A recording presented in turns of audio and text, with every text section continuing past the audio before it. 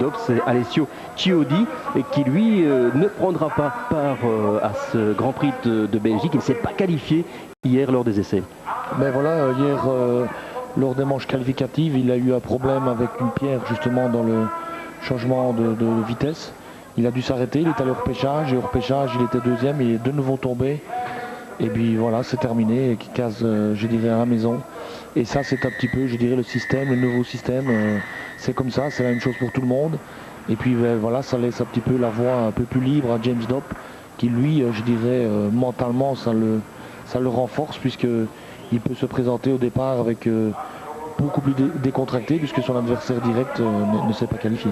Alors James Dopp, on a envie de dire qu'il est à la 125, ce que Pichon est à 250, véritablement au-dessus du lot pour le moment, Georges. Ben, James Dopp, c'est un garçon qui roule bien sûr depuis des années, et puis moi je l'ai rencontré aux États-Unis début de cette année, parce que j'étais faire quelques stages de pilotage là-bas, et il était là, on s'est entraîné ensemble. Il a vraiment bien préparé sa saison, il a beaucoup roulé. Techniquement, je dirais, bien sûr, c'est un garçon qui a beaucoup de talent. Physiquement, il a beaucoup progressé parce que c'est un petit peu, je dirais, son point faible. Et cette année, chaque fois, il a fait la différence dans toutes les manches, en fin de manche. Il a toujours montré que c'était lui le plus frais et le maître de vraiment, pour l'instant, de la cylindrée. Donc je pense que de toute façon, il part vraiment en tant que grand favori, leader du championnat et vainqueur hier de ses qualifications. Alors, un petit mot aussi, vous parlez des États-Unis, des cours de pilotage. Je crois que vous avez un élève pour le moins célèbre, Georges. Ben, disons que j'ai eu la chance de rencontrer un ami commun là-bas qui voulait qu'on fasse une petite journée, en tout cas au mois de juin, quelque chose où on devrait en tout cas faire quelque chose là-bas au mois de juin. Et parmi ces gens, il y a des gens célèbres, des acteurs, et parmi eux, on a cité le nom de Sylvester Stallone. Mais bon, tout ça c'est au mois de juin et aujourd'hui c'est le motocross. Voilà, Georges Jobé qui va driver les stars et Sylvester Stallone en l'occurrence. Eric Gekens est maître chez lui. Il s'est imposé aux Pays-Bas, c'était à Valkenswaard, 7e en Australie, 28e seulement en Espagne, 3e actuellement du championnat du monde. C'est certainement une référence sur ce circuit. Au premier du warm-up ce matin, Eric Gekens, juste devant, ben oui, tiens, le revoilà, James Dopp, il n'y a pas de surprise. Là aussi, ce n'est pas très difficile de faire le point avec le pilote KTM, premier en Espagne, deuxième derrière Ekens, c'était aux Pays-Bas, et premier aussi en Australie. 5 grands prix à son actif. Au total, on a l'impression que la course pourrait se jouer entre ces deux pilotes, Georges. Oui, c'est clair que Ekens, lui, de toute façon, c'est un garçon qui est un Hollandais, donc c'est un pilote de sable. Il roule particulièrement bien sur des pilotes des circuits qui sont détrempés ou des circuits en tout cas, je dirais, avec beaucoup d'ornières comme c'est le cas ici. Donc c'est en tout cas un circuit qui lui convient très bien. Maintenant une course, ça va toujours être faite, il y a un départ et une arrivée. Et entre les deux, il y a 35 minutes plus de tours et d'autres pilotes. Je pense que, bon là voilà justement, je voulais en parler, c'est Ramon. Steve Ramon, c'est notre espoir belge. C'est notre plus jeune belge en tout cas qui roule le mieux pour l'instant. C'est vraiment un grand espoir. Puis bien sûr on a Patrick Caps, mais Patrick Caps, bon c'est du confirmé puisque l'année passée il a quand même terminé 5e du championnat.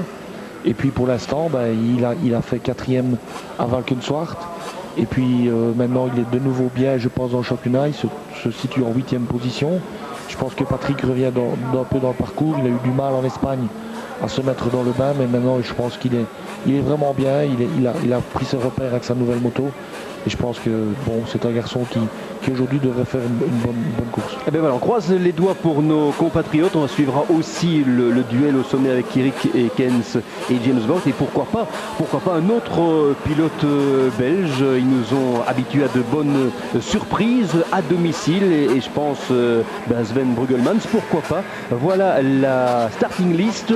Dans quelques secondes, le départ, 6e. Donc Sven Brugelmans lors des essais. Ce sont des points de repère aussi qui sont intéressants, alors qu'ils sont partis maintenant pour 35 minutes plus 2 tours, avec immédiatement un départ sans trop de problèmes, visiblement. Caméra embarquée également, très impressionnante sur le circuit. Oh, c'est un coup dur, ça, c'est Eric Ekens. Eric Ekens, dont on vous parlait quelques instants, qui est le 2e au classement provisoire du championnat du monde, qui s'élance de la dernière place, Georges. Mais voilà, et comme on disait tout à l'heure, un départ, ça doit toujours se faire jusqu'au bout. Et apparemment, il a mal négocié son départ. Il repart en dernière position. Donc c'est un garçon qui bon, physiquement, il est aussi très très prêt. Et il est très fort. Donc je pense que c'est un garçon qui peut revenir dans les points. Et on va suivre sa course tout au long. Et on va essayer de voir sa remontée. Ici, une chute de pilote. Martin Romville, pilote hollandais, décidément un début de course difficile pour les Hollandais. C'est Sven Bruggelmans qui est en tête. Ça aussi c'est une surprise. On avait parlé de ses excellents chronos lors des essais. C'est particulier et très disputé en 125 cm3 pour accueillir les 30 pilotes du départ. Et Sven Bruggelmans qui est en tête devant James Dobbs, si nous avons bien vu. Les pilotes déjà maculés de boue dans ces premiers mètres de ce premier tour, mais Bruggelmans est en tête. Ça c'est une certitude, c'est une agréable surprise aussi, Georges. Très bonne surprise. Bruggelmans n'a pas l'habitude en tout cas de partir en tête dans le championnat du monde. C'est je pense la première fois qu'il part en tête d'une course dans le championnat du monde. Ici on voit James Dobb en deuxième position et Patrick Caps en quatrième position. Donc très bien pour les Belges. Bruggelmans en tête, Caps en quatrième position. On n'a pas encore vu Steve Ramon. Voilà, on voit ici Caps à l'image, en quatrième ou cinquième position. Et Bruggelmans, là, tout seul en tête pour l'instant. On ferait qu'un neuvième. Et toujours pas de nouvelles de Ramon pour l'instant. Alors que nous allons bientôt boucler ce premier tour. 17e puiseur. Ramon est encore plus loin. Ramon véritablement largué dans ce début de course. Il n'a pas pris un bon départ. On le disait tout à l'heure en 250 cm3, l'importance d'aborder en tête le premier virage après cette courte ligne droite du départ, ce que Bruggelmans a bien compris. Et il est en tête pour le moment de ce Grand Prix de Belgique, 125 cm3. On revoit le départ avec Traversini, numéro 6, le 26 Laloz. Et tous les autres pilotes Caps et Dobbs qui est passé aussi. Ramon, voilà, on l'a vu, la moto verte, le numéro 11, coincé dans le paquet. Steve Ramon, on pourra faire le point à l'issue du premier tour pour connaître son classement. Alors que l'on revoit une nouvelle fois sous un autre angle le départ. Patrick Caps toujours sur la gauche de votre image, tout au-dessus, avec cette caméra embarquée sur le casque du Danois Jorgensen. La fin du premier tour et toujours Sven Bruggelmans en tête qui s'est constitué un substantiel avantage sur James Dobb. Mais il s'est bien détaché là, donc il a pu prendre l'avantage et en plus se détacher. Donc je pense que Bruggelmans avait bien pris ses repères ce matin lors du warm-up, parce que là il fait vraiment une bonne impression et apparemment il a l'air de vraiment bien avoir un bon rythme et tout de suite, parce que bon, après le premier tour avoir tant d'avance. Ah, il a fait le vide, hein. Sur James Dobbs, c'est pas rien. Donc, oui, 4 secondes, 7 dixièmes sur Monsieur James Dobb, alors que nous allons d'avoir la confirmation du mauvais départ de Steve Ramon en 27e position après le premier tour. Derrière, on pointe en 2e position Dobb, en 3e position Towley, un néo-zélandais. Et puis Patrick Caps en 4e position et 5e Marc de Revers, un autre Hollandais. On suivra également avec intérêt la remontée de Higgins alors qu'il est parti 30e et bon dernier. Il est passé en 25e position à l'issue du premier tour. Course poursuite engagée alors que James Dobb lui est à 5 ou 6 secondes actuellement. Sven Bruggelmans, notre compatriote sur une Yamaha qui est en tête du Grand Prix de Belgique des 125 cm3. Là où on attendait peut-être Ramon ou Caps aux avant-postes côté belge, et bien c'est Sven Bruggelmans qui vole la vedette à ses deux compatriotes. Mais James Dobb, lui, il est en position d'attente. C'est le trou qui a été fait.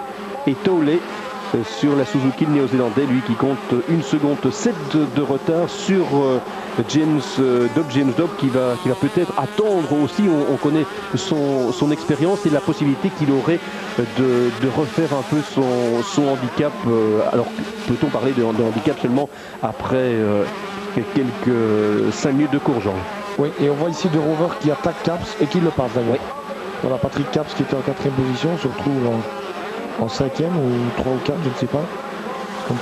Mais en tout cas, là, il vient de se faire dépasser. C'est bien dommage parce que il se met à la faute là. Il se met à la faute là, De Rover qui vient de dépasser Patrick Caps. Donc comme je disais tout à l'heure, Patrick Caps a pris un excellent départ. Il avait loupé un peu son premier Grand Prix, mais là il revient bien. Il revient bien en forme, il revient bien avec sa machine et avec son team. Et je pense que c'est une bonne chose pour lui de revenir dans la course en tout cas du championnat. Et je pense que voilà, maintenant lui de nouveau attaque De Rover. Patrick Caps c'est un garçon très volontaire qui s'entraîne beaucoup. Et si Patrick Caps aujourd'hui est là, je dirais dans les 5 premiers du championnat du monde, c'est parce que c'est un garçon qui provient de notre région, qui est wallon, mais qui est vraiment un travailleur. C'est un garçon qui s'entraîne beaucoup. Et d'ailleurs c'est le seul qui vient s'entraîner sur le petit circuit à Francorchamps tout l'hiver et qui passe des heures et des heures et des heures. Et la preuve aujourd'hui ça paye, il est là. Voilà, en 5e position, alors que l'on revient avec le James Dopp. James Dopp en deuxième. Oui, 2e position pour l'instant pour James Dopp. Position d'attente évidemment pour le leader autoritaire de ce championnat du monde. 3 résultats comptabilisés, 2 victoires, une 2e place actuellement pour le pilote britannique. Mais voici le rover qui n'est pas très loin de James Dopp. On a même tendance à voir qu'il revient dessus. Donc si Patrick Caps pouvait prendre la roue de Rover, je pense qu'il y a peut-être quelque chose à faire. Essayer en tout cas de faire le retard sur James Dopp. Ce qui ne sera pas facile parce que James Dopp, on le connaît, c'est un gagneur. Mais malgré tout, bon, ils ne sont pas loin. Et 6 secondes d'avance malgré tout pour Bruggelmann sur Dopp, c'est assez étonnant. De Rover 3e, Caps 4e, Pironen 5e, 6e Jorgensen. Et pour l'instant, Ramon est pointé en 23e position. Alors que Higgins lui a déjà fait une grosse partie de son retard puisqu'il est déjà revenu en 13e position. Imaginez tout cela en l'espace de 3 tours, passer de la 30e à la 13e place. Ce sont des signes qui ne trompent pas. Eric Higgins qui est l'adversaire le plus dangereux pour Dopp, même s'il y a 50 points d'écart pour l'instant entre les 2 pilotes, respectivement premier Dopp et 2e Higgins au classement provisoire du championnat du monde. C'est dire la suprématie exercée par le pilote britannique de l'équipe KTM. Mais on voit ici Bruggelmann, il ne fait pas de complexe, hein. Lui il se tracasse pas. Non. Il a bougé les rétroviseurs comme on dit et il est parti. Hein. Et il conserve son avantage, Georges. Hein. Ben voilà, et puis voilà une petite chute ici. C'est Larlos et Marvin Vandal, un Belge. Ouais. Mais voilà, donc Bruggelmann se pose pas de questions pour l'instant en tout cas. C'est une bonne nouvelle, on en profite aussi pour parler de la relève, Georges. À votre époque, on ne va pas jouer l'ancien combattant, on disait, y aura-t-il une relève à Jobé? Il y a eu des pilotes qui étaient derrière vous. Et puis maintenant, on voit cette jeune génération de 20, 22, 23 ans, c'est Melot. On a l'occasion de le suivre tout à l'heure en 500 en direct à partir de 15h. C'est Caps, Bruggelmann, maintenant, c'est encourageant malgré tout. C'est encourageant, oui et non, parce qu'ils sont là, ils sont bien là, et tant mieux parce qu'on a encore des pilotes belges. Mais je dirais, ils sont là parce que ce sont des garçons qui... On a une histoire en Belgique. Donc on est la plus grande nation au niveau du motocross, ça il faut le savoir. Mais aussi c'est la nation qui fait le moins pour le motocross. Et ça il faut le souligner. Mais bon, j'ai parlé hier justement avec, je dirais, la nouvelle génération aussi de la FNB. Parce que, bon, il y a des jeunes, je dirais, garçons qui sont venus, et j'ai parlé longuement hier justement avec Frédéric Laloux, qui lui maintenant s'occupe un peu de tout ça, qui a pris ça en main. Et je n'ai eu que des bonnes nouvelles, parce que apparemment on dirait qu'on voudrait faire bouger les choses pour les jeunes. Je pense qu'il y aura des écoles dans le futur pour apprendre aux débutants et pas seulement s'occuper des élites. On va faire des écoles, je dirais, très bientôt. Je dirais avec 10 ans de retard, mais bon, vaut mieux tard que jamais. Absolument. Parce que la France a fait ça depuis 10 ans et on sait aujourd'hui les résultats des Pichons, des Bollets, Tortelli, Villemain, etc. qui sont aux États-Unis. Ce n'est pas pour rien. C'est grâce à ces écoles en France qu'il y a eu. Et je crois que maintenant, la Belgique enfin s'est décidée à reprendre tout ça en main. Et avec Joël Robert, on en parlait tout à l'heure, je pense qu'on va repartir, je dirais, vraiment de zéro, repartir avec des tout jeunes pilotes de 7, je dirais, à 12 ans pour vraiment démarrer avec la base. Et repartir, essayer de nous refaire une nouvelle génération en tout cas pour les 10 prochaines années. Et ça, c'est tout bon pour la Belgique. Mais bon, ça demande un travail de longue haleine. Je pense qu'il faut encore un peu de temps avant de voir les résultats. Aujourd'hui, nous sommes à Genk et Bruggemann c'est bien en tête. Et justement, c'est des garçons comme ça qu'il faut suivre aujourd'hui. Et comme Patrick Caps qui sont bien dans le championnat. Et Eric Higgins aussi qui revient sur le top 10 maintenant. Il est aux portes du top 10 à l'issue du 6e tour. Le pilote hollandais qui est parti en dernière position. Il avait manqué complètement son départ. Donc il est engagé dans la remontée sur les pilotes moins rapides que lui. Des pilotes qu'on n'appellera pas attardés puisque c'est lui qui tente une remontée. Mais maintenant pointé en 9e position alors que nous en sommes à la fin du 6e tour. Pour l'instant, on a remarqué également l'écart diminuer entre James Dobb et Sven Bruggelmans, le leader de ce Grand Prix de Belgique. Notre compatriote Bruggelmans en tête depuis le départ. Lors du dernier tour, eh bien, il a refait 2 secondes de son handicap. James Dobb, donc Sven Bruggelmans doit rester vigilant, doit craindre certainement un retour du pilote britannique, leader du championnat du monde, celui qui est le candidat au titre en 125 en 2001, lui qui n'a jamais été sacré champion du monde. Il a 29 ans, James Dobb, un pilote anglais.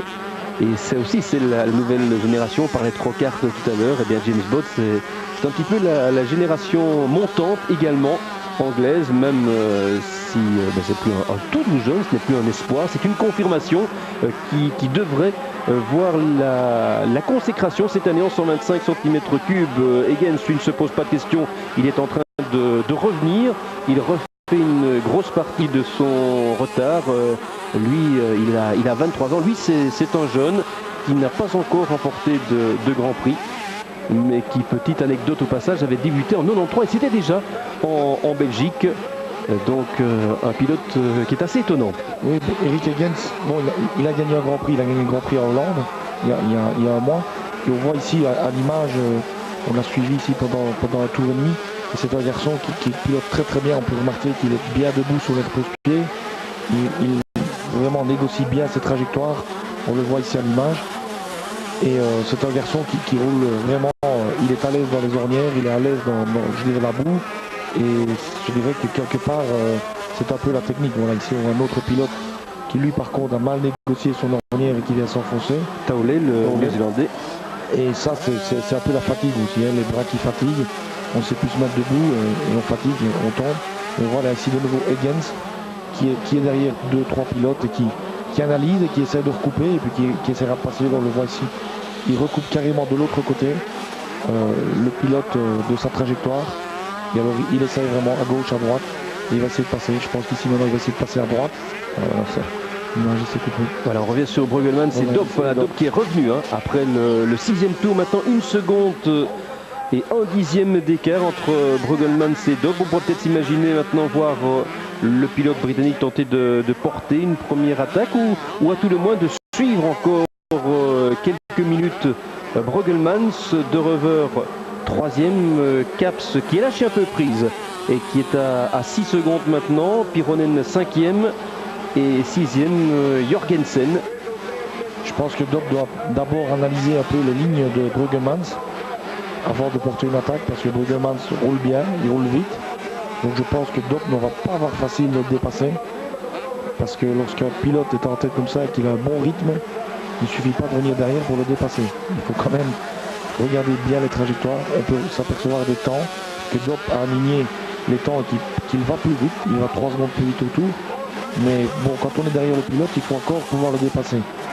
Et ça, bon, le circuit ici, on le voit, est bien détrempé. Et avec la projection de la boue, donc on reçoit de la boue sur les lunettes, on s'aperçoit de temps en temps que le pilote lâche son guidon et va chipoter aux lunettes. C'est comme un film photo. Je dirais qu'on tire sur une ficelle et à force, je dirais en tirant sur la ficelle, c'est un film qui s'enroule et on permet d'avoir une petite vision comme ça avec un film de plastique transparent bien sûr qui se déroule sur plus ou moins 3 cm de large et qui donne bien sûr à chaque fois une visibilité plus importante au pilote. Donc on voit ici, il est dans la même ligne que Bruggelmans, et il le regarde et je pense qu'il va faire qu'une chose, essayer d'analyser ses lignes pour pouvoir porter une attaque un peu plus tard. Ouais, il se rapproche maintenant, moins d'une seconde d'écart entre les deux pilotes, entre Bruggelmans et James Dobb, dans ce Grand Prix de Belgique des 125 cm3. Dobb qui revient pratiquement à la hauteur de notre compatriote alors qu'il reste 18 minutes plus de tours dans ce Grand Prix de Belgique. Dobb qui se montre de plus en plus pressant. C'est l'équilibre, hein, tout le temps l'équilibre sur la moto. Hein. On est debout, assis, debout. Et c'est, je veux dire, très physique, hein, parce que tout le temps, il faut maintenir la moto en bonne ligne, il faut la maintenir droite, bien la tenir dans les jambes. Et là, on voit, ils sont assis. Ils vont se remettre debout pour la difficulté, et hop, ils sautent. Et c'est tout le temps assis, debout, et il faut des bonnes jambes. Il revient, Dobb, il revient véritablement dans la roue de Bruggelmans. Il va tenter, non, il a failli passer. Ce n'était pas encore ça. Bruggelmans conserve le leadership, on a envie de dire pour combien de temps encore? C'est pas facile parce que le circuit est, je dirais, sec sur 2 mètres de large. Et chaque fois que Dobb change de trajectoire, il va chaque fois chercher, je dirais, l'humidité. Donc forcément, quand il est dans l'humidité et dans la boue, il est freiné. Et c'est ce qui fait que chaque fois, on le voit ici, il recoupe le virage. Vous voyez, il prend chaque fois une autre trajectoire que Bruggelmans. Il n'y a que comme ça qu'il peut le dépasser. Et seulement, il a les projections et il a la boue. Donc ce n'est pas facile. Donc on le voit ici, chacun dans une ornière. Et puis il retourne dans la même. Ah oui, voilà, il recroise de nouveau. Il ne prend jamais la même trajectoire. Ah, il est passé. Il est passé, ben voilà. Il est passé. Bruggelmans n'a peut-être pas dit son dernier mot. Il se met à la hauteur, il se touche. Et il redépasse. Il est repassé, Bruggelmans. Superbe. Superbe passe d'armes. Hein. Entre Bruggelmans et Dobb, il ne craint rien du tout. Encouragé, Bruggelmans. Et Dobb était passé, ils se sont touchés, les deux guidons se sont touchés, mais Bruggelmans a repris l'avantage. James Dobb n'a certainement pas dit son dernier mot, mais il sait à qui parler ici. Ben là, il se dit, tiens, qu'est-ce qu'il fait celui-là? Il se dit, il va porter une attaque, il va dépasser, mais non, c'est pas le cas. Bruggelmans a reporté une attaque et bien devant de nouveau. Et alors maintenant, James Dobb va recommencer tout à zéro. Regarder de nouveau toutes les trajectoires, les possibilités à gauche et droite, et alors la projection boue bien sûr qui vient tout le temps sur les lunettes, et ça c'est pas facile, et il faut gérer ça, il faut gérer ses lunettes pendant une course. Quelle maturité de la part de Sven Bruggelmans au moment de l'attaque portée par James Dobb. Il a fait preuve de beaucoup de sang-froid. Il a osé revenir, se porter à la hauteur du pilote britannique, le toucher, avant de reprendre l'avantage, de se reconstituer. Vous voyez, une avance d'une bonne dizaine de mètres, à peine. Mais psychologiquement, c'est important. Absolument. C'est important pour la suite de ce Grand Prix 125 cm3. Et un détail important aussi, vous pouvez remarquer que Bruggelmans c'est plus propre, forcément, que James Dobb, puisqu'il est devant. Mais l'air de rien est derrière comme cela. C'est facilement 2 à 3 kg de boue qu'il a sur lui, James Dobb. Sur le casque, sur les vêtements, sur les bottes. Et tout ça, ça compte dans une course.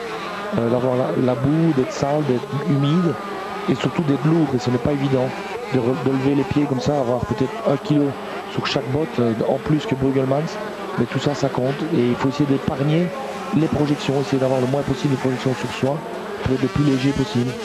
Et c'est la raison aussi pour laquelle on le voit qu'il croise, pour ne pas recevoir des projections sur lui et surtout pour avoir la visibilité. Oui. Voilà, James Dobb toujours en deuxième position.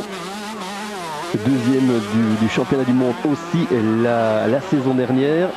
Et Sven Bruggelmans qui résiste pour le moment superbement à celui qui est le grandissime favori au titre de champion du monde en 2001. Dobb qui revient, il se rapproche encore une fois. Mais Bruggelmans supporte la pression, il ne se met pas à la faute, il reste très fluide, Georges. Hein.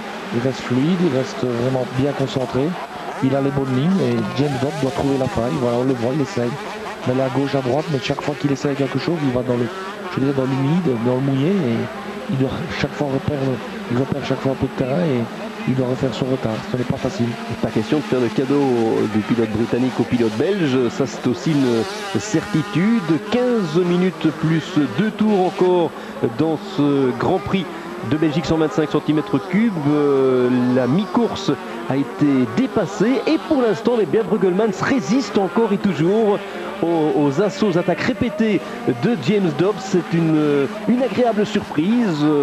On le dit, on le répète, alors que Caps lui est pointé en 5e position et que Ramon lui se rapproche de la 10e place. Je vous rappelle qu'il était pointé 27e à l'issue du premier tour.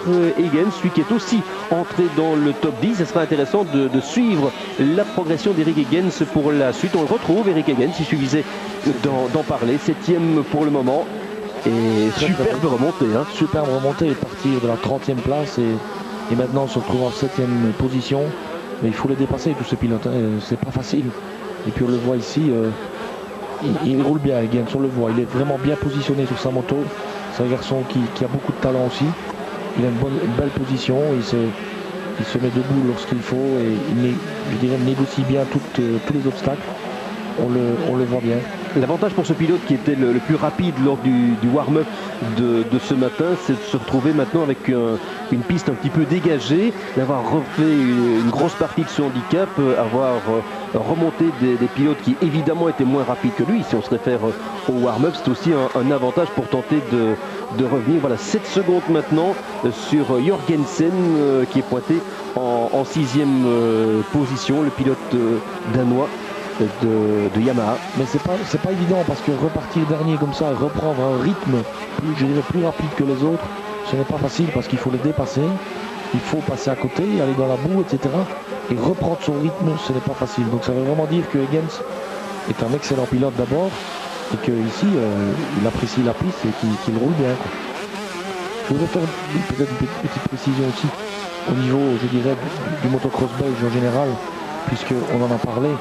Et on a parlé des pilotes, on a parlé un petit peu de l'école, Joël Robert qui s'occupe de ça maintenant, de la fédération, je pense qu'il va, maintenant la fédération wallonne, puisqu'il y en a une et elle est bien là, qui va prendre, je pense, les choses un peu en main et apparemment ça a l'air de bouger dans le bon sens. Il faut peut-être aussi parler des partenaires, parce qu'en Belgique, on le voit justement, ici, Jupiler, on ne peut pas en le dire, mais moi je voudrais le citer quand même, parce qu'on n'a pas beaucoup de facilité en Belgique. On n'a pas beaucoup de gens qui se précipitent au portillon pour nous aider. Et je pense que cette année, Jupiler a décidé d'aider les 3 Grands Prix de Belgique. Et ça, c'est une bonne chose parce que dans le temps, quand je roulais, on a eu la chance à l'époque d'avoir un sponsor qui est resté pendant pas mal d'années, c'était Johnson, et qui est resté pendant des années et qui a aidé beaucoup le motocross et qui a aidé beaucoup les jeunes.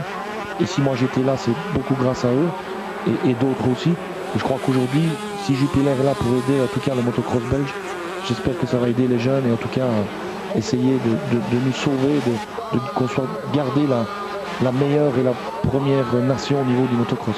Ben voilà, ça devait être dit aussi au moment où James Dobb prend le devant. Voilà, c'est peut-être l'attaque décisive, c'est peut-être le moment important dans ce Grand Prix de Belgique 125 cm3. L'attaque portée par James Dobb alors que l'on en était au 9e tour, fin du 9e tour. Nous sommes dans le 10e tour maintenant avec le pilote britannique qui tout de suite se constitue un petit avantage. On revoit au ralenti la manœuvre de dépassement. Il a fait l'intérieur. Voilà, et puis cette fois-ci, il n'a plus fait la même erreur, Dobb un coup de gaz. Voilà, il a refermé tout de suite. Et puis là, on voit tout de suite, il prend 10 mètres, 15 mètres pour éviter à Bruggelmans de reporter une autre attaque. Et on va suivre avec intérêt la suite de cette course, voir si Bruggelmans a malgré tout la possibilité de garder le contact ou risque-t-il de payer les efforts consentis depuis le départ maintenant, puisqu'il était en tête depuis les premiers mètres de ce Grand Prix de Belgique 125 cm3. Va-t-il pouvoir conserver cette deuxième place? C'est tout le mal qu'on lui souhaite, mais il serait intéressant de suivre aussi l'écart, Georges, par rapport entre Bruggelmans et le leader maintenant, le nouveau leader James Dobb, pour se faire une idée des possibilités futures de Sven Bruggelmans. Je crois que, comme je l'ai dit tout à l'heure, James Dobb fait la différence physiquement. C'est un garçon qui est prêt. Il est là pour gagner le championnat et la course est 35 minutes plus de tours. Donc lui, il maintient son rythme pendant les 35 minutes, tandis que Bruggelmans faiblit un peu physiquement et je pense aussi qu'il va peut-être se contenter du résultat. Parce que pour lui, c'est une aubaine d'être en deuxième position. C'est la première fois que ça lui arrive et je pense que s'il peut terminer deuxième ou même dans les 5 premiers, c'est un excellent résultat pour lui. Voilà, moins de 10 minutes plus de tours. Bruggelmans, ses résultats depuis le début de la saison. 8e dans le sable de Valkenswaard.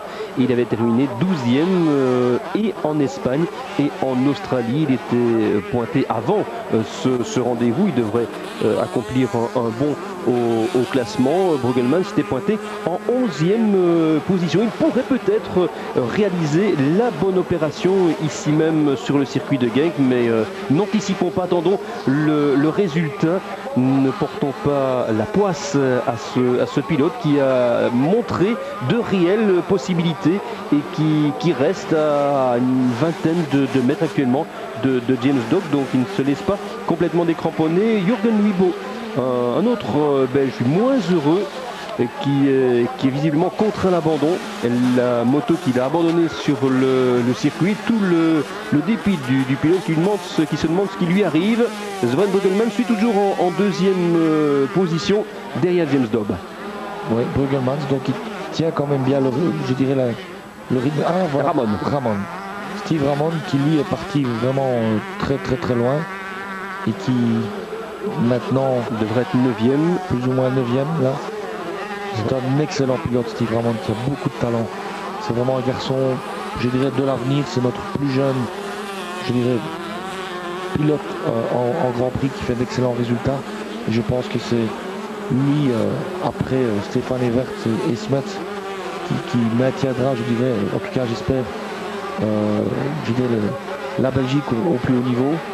Et Steve Ramon est vraiment notre espoir, le meilleur espoir en tout cas aujourd'hui en Grand Prix. Et en 125 bien sûr on a Patrick Caps qui est bien sûr un autre, mais qui, je dirais, lui est plus confirmé.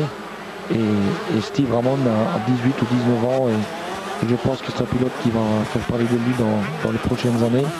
Et ici en 125 je pense qu'il a vraiment aussi une bonne carte à jouer. C'est un garçon qui pour l'instant il était, je pense, quatrième au championnat du monde. Oui, quatrième au championnat du monde et quatrième aussi en Espagne et aux Pays-Bas. Ici un petit peu moins heureux sur cette terre, Steve Ramon, mais qui est en train de revenir un petit peu à l'image d'Egens que l'on suivait tout à l'heure. Et bien Egens aussi course et belle remontée des profondeurs du classement, de la 30e place. Ramon, lui, il revenait de la 27e, donc c'est dire le chemin accompli pour entrer dans le top 10 pour Ramon et pour marquer des précieux points pour le championnat du monde aussi. C'est important sur une saison qui sera résumée à 14 Grands Prix cette saison. Un autre pilote maculé debout, qui est Alexandre Bouzard. Ah oui, ça évidemment, Bouzard c'est pas n'importe qui, mais visiblement contraint à l'abandon. Oui, il regagne le parc des coureurs. 2 titres de champion du monde pour Alexandre Bouzard, qui va sur ses 33 ans. En 250, c'était en 1990, donc c'est plus en plus jeune. Et en 125, il a été sacré champion du monde 5 ans plus tard, en 1995. Alors que maintenant, eh bien, on suit le pilote hollandais qui nous vaut pas mal de satisfaction avec le meilleur temps, 2:12.716, marque de Rever, et qui est pointé en 3e position. Donc excellent résultat pour le moment pour De Rever. C'est un pilote qui a bien roulé en Hollande, parce que c'est un Hollandais. À Valkenswaard, il a terminé 3e. Puis ici, il est de nouveau 3e. Donc, c'est la preuve que le Sarbe, il aime bien. En Australie, par contre, il n'a pas marqué de points. En Espagne non plus. Donc, voilà, c'est un pilote qui roule bien dans ces conditions, qu'ils apprécient particulièrement. Et c'est dommage que Patrick Caps n'a pas essayé de tenir, en tout cas, sa roue, parce que je pense que ça aurait été l'occasion pour Patrick Caps de faire un podium aujourd'hui. Il y avait un coup à jouer. Alors que l'on revient sur le leader James Dobb maintenant et que l'on aborde les moments décisifs de ce Grand Prix de Belgique. James Dobb qui s'envole vers une nouvelle victoire. Là, c'est sauf accident mécanique ou chute que l'on ne souhaite pas au pilote britannique, qu'il pourrait s'envoler vers une 3e victoire cette saison, et surtout avec Alessio Chiodi qui n'a pas pu prendre part à ce Grand Prix, pas qualifié. Vous imaginez, le 2e du classement provisoire du championnat du monde qui n'a pas pu se qualifier ici sur le circuit circuit de Genk. Ça serait tout profit pour James Dopp et pour Eric Ekens aussi, qui a peut-être une possibilité pour passer. Il est revenu à la 5e place. 5e place pour Eric Ekens et qui pourrait lui peut-être, pourquoi pas, sauter au classement provisoire du championnat du monde de Chiodi si cette place se confirme aussi. Donc des rebondissements et des changements au classement du championnat du monde. Ça aussi c'est une certitude. Alors que l'on est maintenant au 13e tour. Et donc on fait le point sur la tête de la course. James Dopp devant Sven Bruggelmans. Et De Reuver, Caps qui a une dizaine de secondes maintenant de retard. Egan 5e et Pironen en 6e position. Voilà pour le classement. On voit Eric Ekens à l'image, il a bougé ses lunettes, il roule sans lunettes là maintenant. Donc ça c'est un peu plus dangereux parce que forcément quand on rattrape des pilotes on peut bien sûr avoir des projectiles dans les yeux. Et ici à Genk il y a pas mal de pierres donc c'est très dangereux, il faut faire très attention. Mais bon, lorsqu'il a fait la remontée qu'il a fait pour dépasser 25 pilotes, je dirais que son roll-off, ses écrans de lunettes ne se suffisaient pas. Et il a dû, je dirais, jeter ses lunettes pour pouvoir continuer la course et pouvoir voir en tout cas où il va. Et on le voit, c'est un pilote vraiment très talentueux qui roule debout.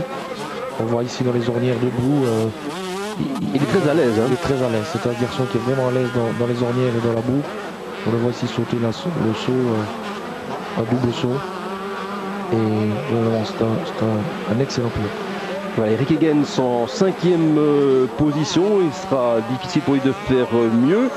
D'autant qu'on espère pour Patrick Caps une 4e place ici sur le circuit de Genk. De Reuver 3e, Bruggelmans en 2e position toujours derrière James Dopp, le numéro 2, le leader du championnat du monde, le leader aussi de ce Grand Prix de Belgique qui s'envole vers la victoire véritablement, sans véritable opposition dans ce Grand Prix de Belgique. Bruggelmans a fait de la résistance, il a fait ce qu'il a pu, il a pu retarder l'échéance, mais il a dû laisser filer également le pilote britannique qui a pris la poudre d'escampette pour probablement signer une victoire dans quelques minutes ici sur un circuit très très piégeux qui a séché certes, mais les ornières se sont creusées. Voilà, 4 secondes 6 sur Bruggelmans. L'écart est là, mais il ne grandit pas, il est stabilisé pour le moment et il ne faut pas imaginer non plus que Dopp va modifier le rythme au risque de se déconcentrer. Il doit rester dans le même rythme et ça donne encore d'autant plus de valeur à la prestation de Bruggelmans. Absolument, on voit Bruggelmans seulement à 4 secondes de James Dopp, donc c'est vraiment tout bon et excellent. Je pense que si Bruggelmans, je dirais après ce Grand Prix, s'il termine 2e, c'est de vraiment faire un bilan parce qu'il faut vraiment qu'il croit en ses chances d'être plus régulièrement en tout cas dans les points d'honneur au championnat du monde. Parce que s'il fait 2e ici à Genk, je ne vois pas pourquoi il ne ferait pas la même chose en Allemagne et à Spa dans un mois.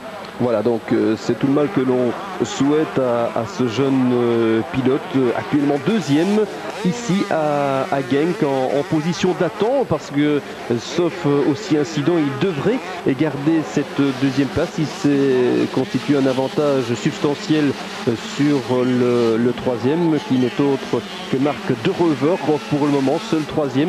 Patrick Caps seul à la 4e place aussi. Et Mark Ekens qui va peut-être maintenant, après avoir consenti une débauche d'effort, se contenter entre guillemets de la 5e place qui serait tout profit pour inscrire des points précieux au championnat du monde. Une 5e place qui vaudrait 11 points ici, chose qu'il n'aurait peut-être pas osé imaginer alors qu'il s'est lancé de la dernière place, 30e à l'issue du premier tour. Donc ce serait une bonne opération déjà. 15 tours, maintenant nous sommes à pratiquement 3 tours de l'arrivée. La confirmation, 8e place pour Ramon aussi. Et beau tir groupé, Georges, avec 3 pilotes belges parmi les 8 premiers. 14e Fréquin également. Marc Fréquin, c'est très bien parce que c'est un pilote wallon, c'est un pilote liégeois. C'est un pilote qui a eu du mal, je dirais, à voir sa participation dans les Grands Prix. Et je pense que si Marc peut marquer ici quelques points, ça va pouvoir lui confirmer pour les prochains Grands Prix de rouler. Parce que c'est toujours pas facile d'avoir je dirais, un engagement en Grand Prix. Et Marc, en tout cas, lui, il serait content de pouvoir faire tous les Grands Prix. C'est un excellent pilote aussi, qui est liégeois et qui a des petits moyens, mais avec ces petits moyens, il est là. Et ce serait bien pour Marc, en tout cas, de marquer ses premiers points au championnat du monde. Et en tout cas, pour pouvoir continuer la suite. Et en espérant qu'aussi à Francorchamps, il fasse un excellent résultat. Voilà, grand plan et image très spectaculaire de James Dobb. Vous avez vu le chrono, les 35 minutes se sont écoulées, alors que ici c'est Philippe Dupasquier, le pilote suisse, qui est à l'arrêt. Donc pour vous dire qu'il reste 2 tours maintenant. Philippe Dupasquier, pilote suisse, qui avait terminé 9e du championnat du monde la saison dernière et qui va être contraint à l'abandon. Circuit très exigeant qui ne pardonnait pas la moindre erreur ici à Genk. Il fallait être très fort et physiquement et dans sa tête pour l'emporter. Une maxime de mise pour James Dobb, ça c'est une certitude. On l'a vu tout à l'heure également avec Mickaël Pichon, des hommes forts pour gagner sur ce circuit exigeant de Genk. On a envie de dire presque déjà James Dobb dans le tour d'honneur. Ce n'est pas encore tout à fait ça, si on veut être tout à fait précis et rigoureux, mais James Dobb est proche d'une 3e victoire qui va lui permettre de conforter son leadership au championnat du monde. James Dobb qui se rapproche d'une nouvelle victoire en démonstration à 2 tours de l'arrivée, et Sven Bruggelmans aussi qui va pouvoir confirmer cette 2e place. Qui donnera confirmation, Georges l'a dit, en Allemagne dans 15 jours et sur le circuit de Spa-Francorchamps où nous serons également en direct dans 15 jours. Ce sera le 27 mai. Nous serons le premier week-end d'août à la citadelle de Namur et nous y resterons pas pendant un mois et demi, mais quand même le 30 septembre pour le motocross des nations, et pour vivre la prestation de notre équipe nationale. On a eu l'occasion de converser tout à l'heure avec Joël Robert qui est un petit peu dans l'embarras. Joël Robert, il y a vraiment pléthore de bons pilotes dans notre école, pour l'instant école belge, avec les différents pilotes qui se distinguent en 125 et en 500. Donc là Joël Robert, on peut lui faire confiance au moment de la sélection finale, réunir les meilleurs pilotes et surtout garder cet esprit de groupe qui a permis d'obtenir des bons résultats depuis quelques années. Si nous n'avions pas eu la poisse à Saint-Jean-d'Angély l'année dernière, je crois qu'on aurait pu ambitionner la première place et battre les Italiens. On revient alors que nous sommes à moins de 2 tours de l'arrivée avec le leader James Dobb, avant dernier tour pour le pilote britannique qui va pouvoir comptabiliser au soir de Genk 95 points au total. Et si Eric Egen bien conserve sa 5e place, il y aura 50 points d'écart. Est-ce qu'on peut déjà dire que le championnat est joué? Alors c'est peut-être un peu tôt, tout est toujours possible, surtout avec la nouvelle formule d'une seule manche. Si je dirais aujourd'hui qu'Audi a perdu beaucoup de points, ça peut arriver aussi à James Dobb, on ne lui souhaite pas. On sait que James Dobb, c'est un garçon qui s'est bien préparé, etc. Mais bon, sous une manche, il suffit d'une chute à un départ, aussi peut-être d'un bruit mécanique, c'est vite perdu. Donc je pense qu'il ne faut pas crier victoire, on n'est jamais qu'au 4e Grand Prix. Donc ce serait trop facile de dire qu'aujourd'hui on connaît le champion du monde. Non, je pense qu'il y a encore beaucoup à rouler. Il reste encore 11 Grands Prix, des Grands Prix très différents, parce que jusqu'à présent, on a quand même eu deux circuits de sable avec 2 circuits durs. Mais maintenant, le sable, il n'y aura plus que la Hollande, je crois qu'il y a le dernier Grand Prix. Donc tous les autres Grands Prix, ce sont des circuits de terre ou des circuits durs. Sauf à Francorchamps, je veux dire, là, moi j'ai fait un petit mixte où j'ai mis 50% de sable sur la piste et il y aura 50% de terre. Donc ça a posé quelques problèmes aux pilotes pour leur réglage et rouler. Mais ceci dit, je pense que maintenant les pilotes, je dirais, plus à l'aise sur les circuits, je dirais, durs, devraient émerger. Donc ça veut dire que tous les Italiens, les Français et tout ça devraient venir au premier plan. Aujourd'hui, on a des Hollandais et on a des Belges, je dirais comme Bruggelmans, qui est lui un néerlandophone et qui roule très bien dans le sable. Je pense qu'une fois qu'il sera sur le dur, il sera moins à l'aise. Par contre, il y a des pilotes comme Chiodi, comme Bellometti, Jorgensen, Traversini. Je pense que tous ces pilotes Pouzard aussi, ce sont tous pilotes qui vont venir et mieux rouler. Et je pense que ça va un petit peu changer les données. Maintenant, la différence, c'est que James Dopp, lui, il est à l'aise sur tout le terrain. Donc ça pourrait évidemment aussi l'avantager. Mais le fait de le mettre peut-être sous pression, avec plusieurs pilotes qui vont rouler très vite sur le circuit dur, vont peut-être le pousser à la faute, on n'en sait rien. En tout cas, un championnat, ça se joue jusqu'au bout. Et une course aussi, c'est jusqu'au drapeau à damier. Ben voilà, le drapeau à damier qui va être présenté dans quelques secondes à James Dopp qui va signer son 3e succès en 4 Grands Prix depuis le début de la saison, après le Grand Prix d'Espagne, celui d'Australie, la victoire en Belgique et le premier accessible également en Hollande. 95 points sur 100 possibles, c'est dire véritablement la razzia effectuée par le pilote ici sur le circuit de Genk, le pilote britannique de l'équipe KTM qui va conforter sa place de leader. Eric Ekens, on l'attend dans quelques secondes, quelques grosses poignées de secondes, c'est dire l'écart qui sépare Dopp du 5e Eric Ekens. Pour être certain, nous allons attendre, voir si les 11 points sont comptabilisés. Il a le pouce levé, il sait qu'il a gagné, qu'il a remporté son 3e Grand Prix de la saison.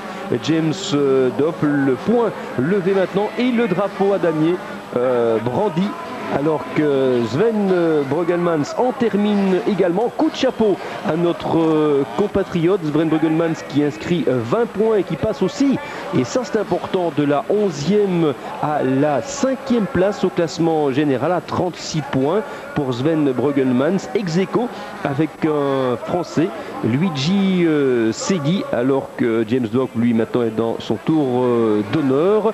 Pour le pilote britannique, Ekens, eh bien, il conforte sa 2e place maintenant. Il prend même l'avantage sur Chiodi avec 45 points, donc 50 points d'écart. C'est officiel maintenant entre Dopp et Ekens. Steve Ramon est en 3e position. Il gagne une place, Steve Ramon, avec les 8 points inscrits ici, et la 8e place au classement général. 40 points pour Ramon, 39 pour Chiodi, le grand perdant ici à Genk. Sven Bruggelmans donc 5e, 6e Luigi Segui, 7e Marc De Reuver. Il reste 8e Patrick Caps, même s'il porte son total à 31 points. Belometti 30 points et Jorgensen 26 points. Voilà pour le classement provisoire du championnat du monde. Et puis on soulignera aussi les autres prestations des Belges avec Fréquin qui est 13e, une 14e place pour Van Daal et la 18e également pour Turelure, le pilote belge de KTM, et pour être tout à fait complet, la 24e place de Wibo. Vous savez tout sur le Grand Prix de Belgique des 125 cm3, alors que nous sommes avec le pilote qui a animé une bonne partie de la course pour terminer 5e. On revoit les meilleurs moments, les ralentis de ce Grand Prix de Belgique 125 cm3, et j'en profite une dernière fois pour vous donner le classement final des 125. Victoire de James Dopp devant Sven Bruggelmans, 3e Marc De Reuver, 4e Patrick Caps, 5e Eric Ekens, 6e Pironen, 7e Jorgensen, 8e Steve Ramon. Voilà pour les pilotes qui se sont mis en évidence, et bon tir groupé des Belges avec 3 Belges parmi les 8 premiers classés de ce Grand Prix de Belgique en 125 cm3. Je vous propose d'admirer tout simplement ces dernières images très spectaculaires dans cette piste à certains moments transformée en bourbier. On se quitte pour une page de publicité et puis on vous proposera immédiatement après un entretien exclusif que nous avons eu hier avec Joël Smets. Nous avons fait le point avec celui qui est le champion du monde en titre en 500 cm3, mais qui concède actuellement 18 points de retard à Stéphane Evers, dont c'est véritablement le renouveau, lui qui a connu la galère ces dernières saisons. qui se trouve de nouveau à l'aise sur sa moto. C'est une bonne chose également pour Stéphane Everts sur la Yamaha. Donc c'est avec plaisir qu'on assistera à 15h au duel au sommet belgo-belge entre Joël Smets et Stéphane Everts. Une page de publicité, puis cette interview que nous avons localisée hier avec Joël Smets. Et puis on se retrouve toujours en direct depuis Genk pour vivre ensemble le Grand Prix Belgique des 500 cm3. A tout de suite.